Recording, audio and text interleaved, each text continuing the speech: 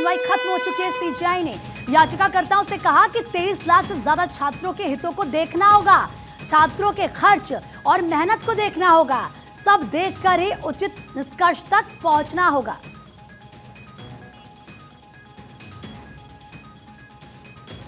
अब आपको बता दें कि बुधवार को अगली सुनवाई इस पूरे मामले पर होनी है, लेकिन आप देखिए 24 लाख ऐसे छात्र हैं जो सुप्रीम कोर्ट के फैसले का इंतजार कर रहे हैं। तो सुमित, ज्यादा बातचीत के लिए इस वक्त हमारे सहयोगी जुड़ चुके हैं हमारे साथ। सुमित, जरा बताएं कि क्या कुछ कहा गया, कोर्ट की तरफ से सुनवाई खत्म हो चुकी है?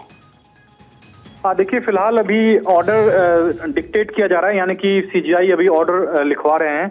लेकिन जो मुख्य बातें रही हैं कुल मिलाकर, उसमें सुप्रीम कोर्ट ने साफ तौर पे कहा है कि फिलहाल वो नीट परीक्षा को दोबारा कराने का आदेश जो है वो फिलहाल नहीं दे रहा है।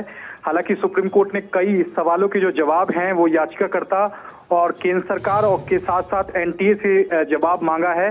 और सुप्रीम कोर्ट ने संकेत दिए हैं कि अगर सोशल मीडिया पर पेपर लीक हुआ है तब हमें परीक्षा को दोबारा रद्द करने की जरूरत है, यानी कि परीक्षा को दोबारा कराने की जरूरत है।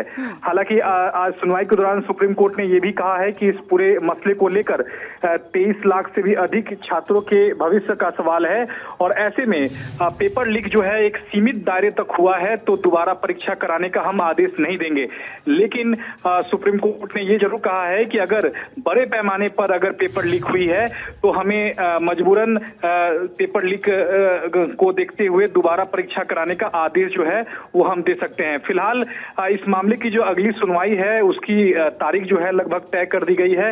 बुधवार को सुनवाई की बात कही गई थी, लेकिन सॉलिसिटर जनरल तुषार मेहता जो कि केंद्र सरकार और एनटीए की ओर से पेश हुए थे, उन्होंने सुप्रीम कोर्ट से मांग की है कि गुरुवार को कम से कम सुनवाई की जो अगली तारीख है वो रखी जाए। तो अगली सुनवाई जो है वो गुरुवार को होगी। इसके साथ ही सुप्रीम कोर्ट ने सीबीआई से भी स्टेटस रिपोर्ट दायर करने को कहा है, क्योंकि जहां जहां राज्यों में जो घटना हुई है, जो पेपर लीक के जो तमाम मसले निकले थे सामने, उसके बाद से सीबीआई ने तमाम केस को अपने पास हैंडओवर किया था।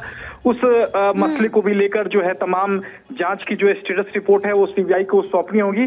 तो ये कुल मिलाकर सुप्रीम कोर्ट ये जानना चाहता है कि क्या बड़े पैमाने पर पेपर लीक हुआ है या नहीं।